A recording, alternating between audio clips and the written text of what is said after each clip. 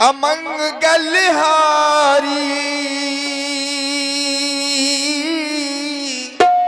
द्रबहु सुदस रथ अजेर बिहारी।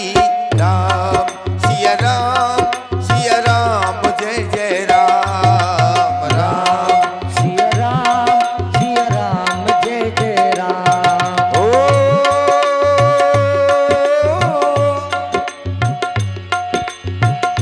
महावीर बिन वो हनुमाना राम जसु जस आप बखाना। राम सिया राम जय जय राम। राम सिया राम जय जय राम।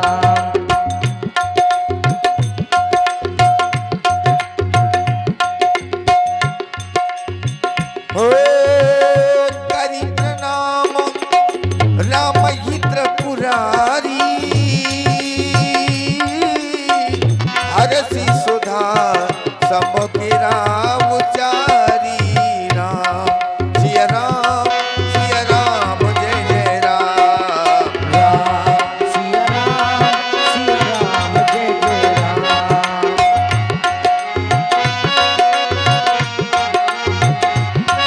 एक समय सब सहित समाजा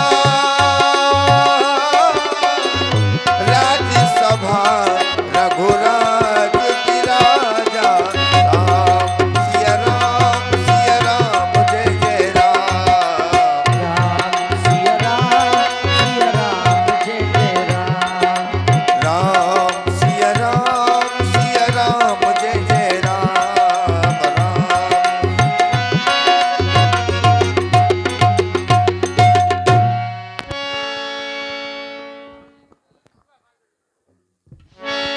एक बार सब सहित समाजा राजसभा रघुराज बिराजा। महाराज के जीवन की जय हो जय हो जय हो। अष्ट मंत्रियों में श्रेष्ठ मंत्री श्री सुमंत जी, आप तो जानते हैं जब भी हम अपने सुरमुखी सिंहासन पर आसीन होते हैं सर्वप्रथम आपसे अपनी इस प्यारी प्रजा का हाल जाना करते हैं। और वो जाना इसलिए करते हैं क्योंकि जिस राजा के राज में यह प्यारी प्रजा दुख पाती है सो राजमंत्री वो राजा नरक का गामी होता है। वैसे भी हमारी अयोध्या में तो समय वो है, समय इतना सुंदर है कि जब ते राम ब्याह घर आए तब ते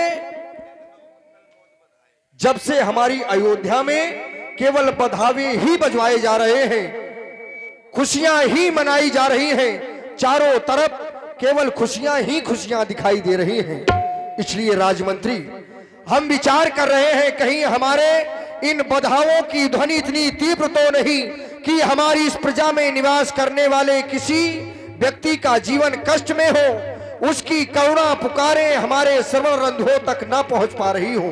सो राजमंत्री यदि हमारी इस प्रजा में किसी को कष्ट है तो फिर हमारी इन महलों के सुख का कोई तात्पर्य नहीं है, कोई औचित्य नहीं है। और जिस राजा के राज में प्रजा दुख पाए वो राजा तो नरक का गामी होता है। राजमंत्री वैसे भी इस संसार में व्यक्ति विशेष नहीं होता, विशेष होते हैं उसके कर्म। व्यक्ति पूजनीय नहीं होता, पूजनीय उसके कर्म होते हैं। और ये तो मृत्यु लोक है, मृत्यु लोक में व्यक्ति के कर्म ही विशेष बताए गए हैं। हमारे आचार्य कहते हैं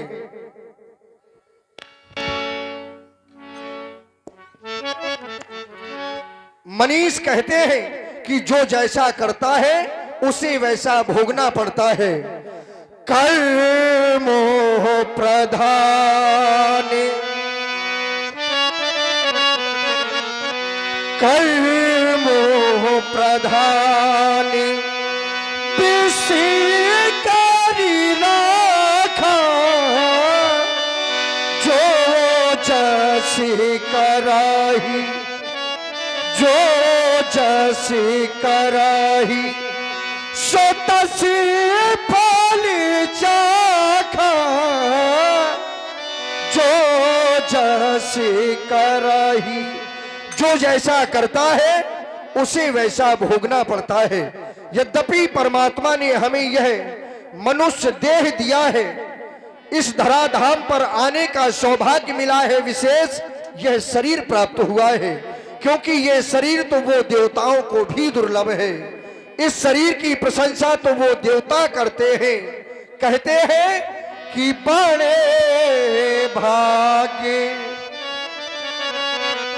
बड़े भाग्य मनुष्य तन पावा,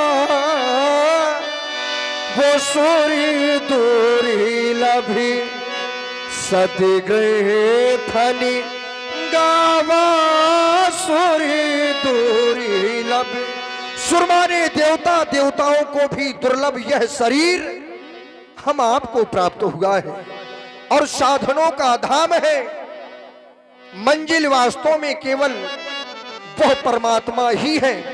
इस संसार में, इस धराधाम पर हम सभी आप केवल एक सफर में हैं, लेकिन सफर में रहते हुए भी अपनी मंजिल को, अपने लक्ष्य को ना भूलें। वही व्यक्ति समाज में प्रशंसनीय है, वही व्यक्ति संसार में प्रशंसनीय है और सराहनीय है।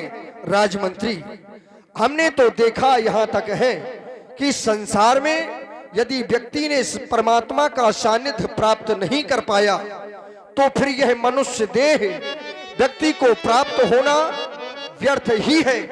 उसका सदुपयोग न कर पाना ये व्यक्ति के जीवन की सबसे बड़ी भूल होती है। शरीर में थोड़ी सी सुंदरता आ जाती है,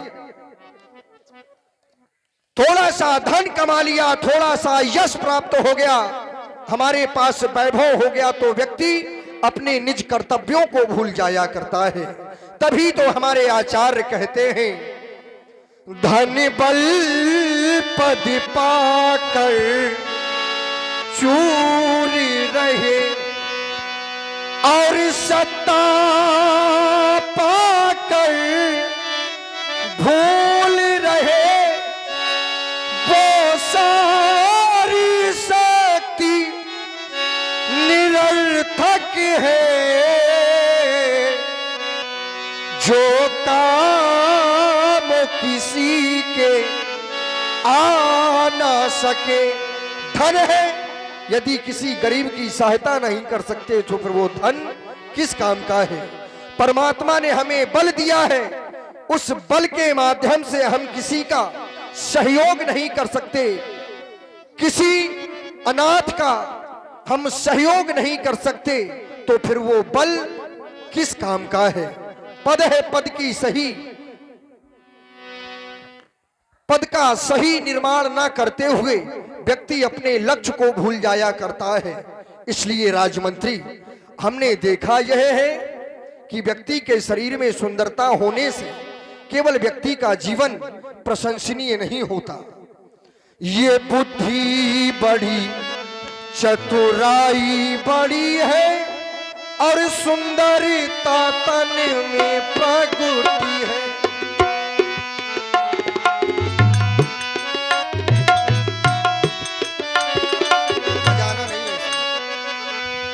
बुद्धि बड़ी, चतुराई बड़ी है और सुंदरता तन में प्रगति है।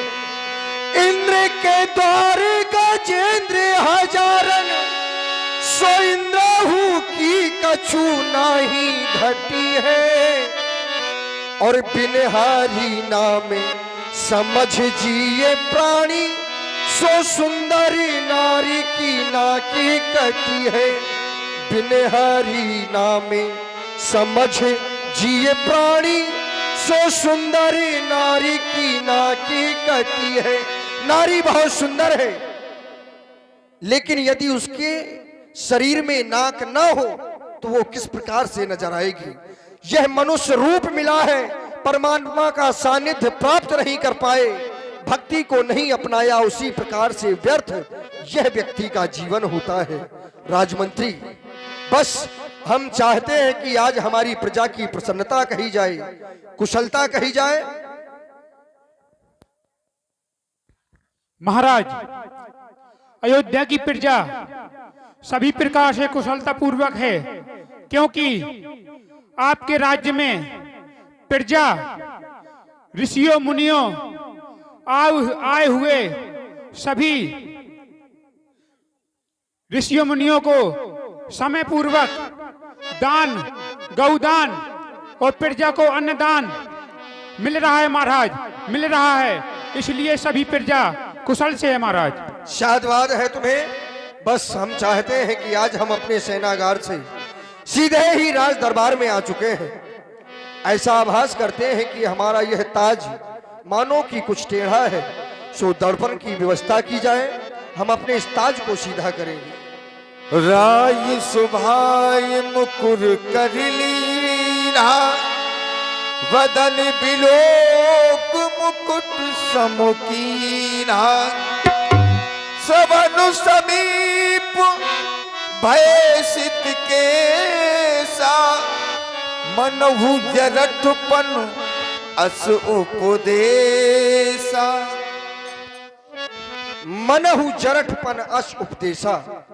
राजमंत्री, आज हमने अपने हृदय में यह आभास किया कि व्यक्ति के इस संसार में बहुत से मित्र होते हैं, लेकिन वास्तव में यदि व्यक्ति का कोई सच्चा मित्र है तो वो है दर्पण। ये सांसारिक मित्र कुछ भयवश, थोड़े से लोभवश आपसे झूठ बोल सकते हैं, निज स्वार्थ बस आपसे झूठ बोल सकते हैं, लेकिन यह दर्पण जब भी आपके सामने होगा तो आपके जीवन की सत्यता अवश्य ही कह देगा।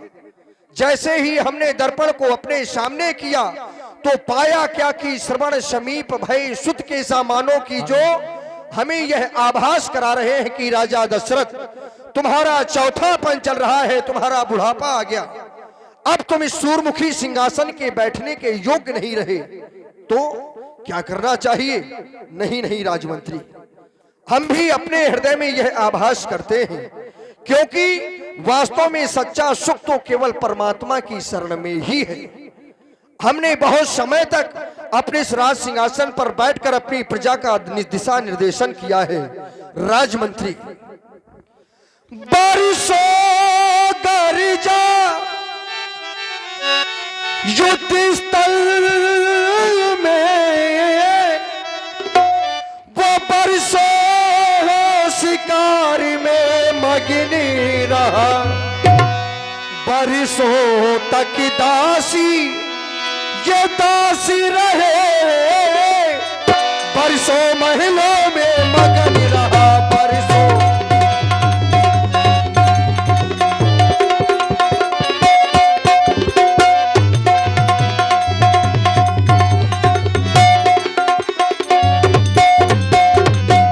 अब आभास करता हूं कि यह छोड़ छाड़ जग के झगड़े,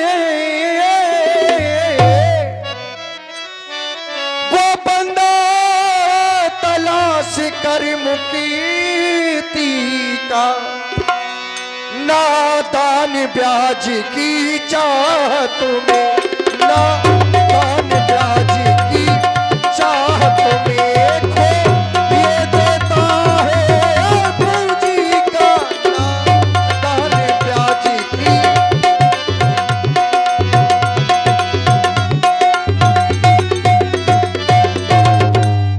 बस कुछ और प्राप्त हो जाए, हृदय में ऐसी कामना रहती है। हाँ हाँ, क्यों नहीं, क्योंकि कामना ही भविष्य का निर्माण है।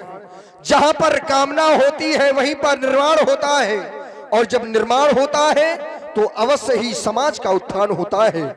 हमारे भी हृदय में कामनाएं जन्म लेती हैं, लेकिन विचार करते हैं कि जब तक यह शरीर है तो कामना तो बनी ही रहती है।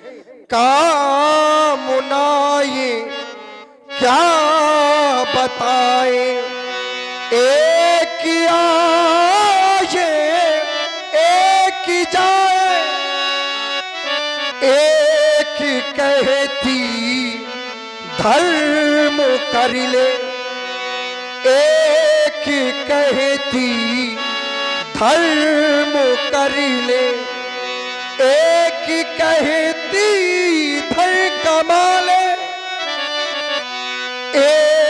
कहती झूठे हैं सब वो पापी पुण्यों की कथाएं। बस काम बनाएं क्या बताएं, एक आए एक जाएं। जब तक यह शरीर है तो व्यक्ति के जीवन में लालसा सदैव जन्म लेती रही है और लेती रहेंगी, लेकिन जब अति हो जाती है तो वह लालसा व्यक्ति के जीवन का पतन का कारण बन जाया करती है।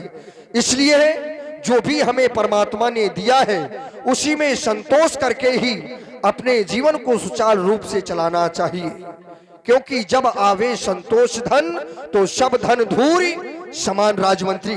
बस अब हम अपने श्री गुरुदेव भगवान के समीप जाना चाहते हैं, क्योंकि हम भी चाहते हैं कि अपने जीवित रहते क्यों ना इस अयोध्या को एक नया युवराज दे दिया जाए और स्वयं परमात्मा के भजन के लिए वन प्रखंड स्वीकार किया जाए।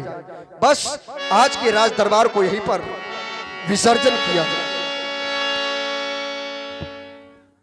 यह विचार उर आन नप सुदिन सु अवसर पाई।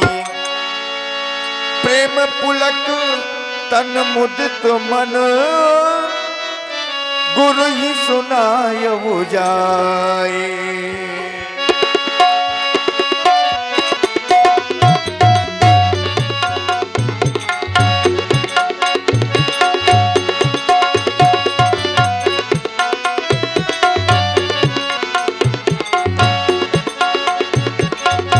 महाराज के हृदय में विचार आया, हमारा चौथापन आ गया है, क्यों ना अपने ज्येष्ठ पुत्र राम को युवराज पद पर बैठा दिया जाए।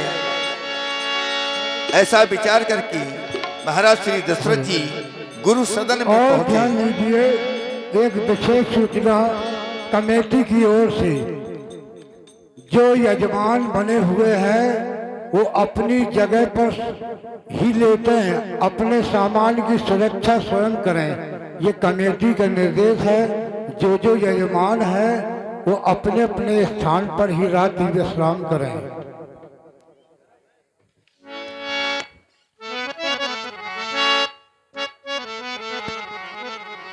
श्री गुरुदेव भगवान के चरणों में मेरा प्रणाम स्वीकार हो, प्रणाम स्वीकार हो देवता। आज आपके दर्शन प्राप्त करके मेरा जीवन धन्य हो गया, क्योंकि जब आप जैसे महापुरुषों के दर्शन प्राप्त होते हैं, आप जैसे महान संतों के दर्शन प्राप्त होते हैं, तो देवता प्रत्येक व्यक्ति को करोड़ों यज्ञ करने का फल प्राप्त हो जाता है। क्योंकि संतों का मिलना ये सहज नहीं होता, बिन हरि कृपा मिले नहीं संता। जब परमात्मा की कृपा होती है तब संतों के दर्शन होते हैं। फिर आप जैसे संत के दर्शन यह तो विशेष है। और कहा भी जाता है कि संत मिलन को जाइए तज माया अभिमान, ज्यों ज्यों पग आगे बढ़े सो कोटन यज्ञ समान। देवता मेरा प्रणाम स्वीकार करें, प्रणाम स्वीकार करें। आयुष्मान राजेंद्र दीर्घायु हो।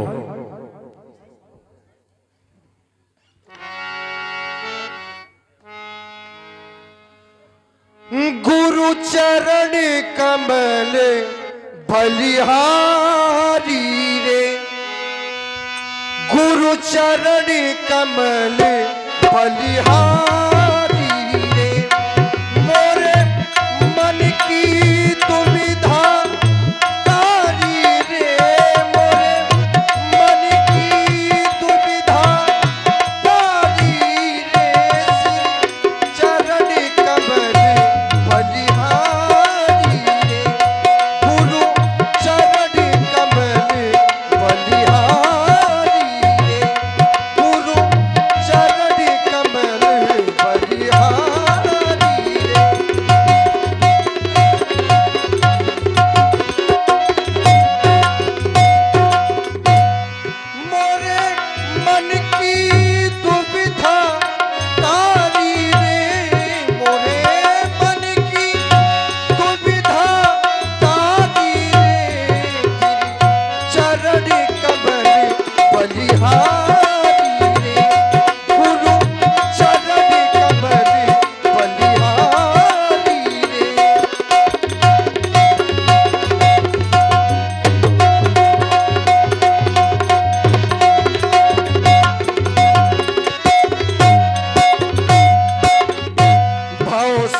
सागर में नीर अपारा, भव सागर में नीर अपारा डूब रहा